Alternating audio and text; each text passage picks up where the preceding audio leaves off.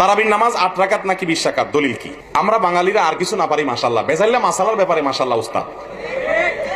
তারাবির নামাজ 8 রাকাত না 20 রাকাত, এটা নিয়ে জিহাদ করে ফেলায়, ফরজের নামাজ পড়ার খবর নাই। খুব ভালো করে শুনে রাখেন, তারাবির নামাজ এটা কি ফরজ না নফল? নফল এবং সুন্নাত। ফরজ ওয়াজিব তো না, ফরজ ওয়াজিব না, সুন্নাত এবং নফল যদি হয় সেখানে কম বেশ করলে কোনো অসুবিধা নাই। কিন্তু ফরজে কম বেশ করা, জোহরের ফরজ 4 রাকাত, 6 রাকাত পড়া যাবে, 2 রাকাত পড়া যাবে, কিন্তু সুন্নাত বা নফল এগুলা কম বেশ করলে কোনো অসুবিধা হয় না। বিধায় যদি কেউ 8 রাকাত তারাবি পড়ে, 20 রাকাত পড়ে, কোনোটাই সমস্যা নাই। 20 রাকাত তারাবি ওমরে ফারুক রাদিয়াল্লাহু তাআলা আনহু থেকে বিশুদ্ধভাবে প্রমাণিত হয়েছে। কথা বুঝে আসছে? এটাকে সুন্নাহ বিরোধী বলা মূর্খতা ছাড়া আর কিছু না।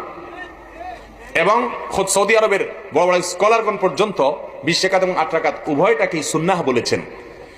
8 রাকাত পড়লেও সুন্নাত আদায় হবে, 20 রাকাত পড়লেও সুন্নাত আদায় হবে, তবে এটা নিয়ে ঝগড়া করলে সুন্নাত আদায় হবে না।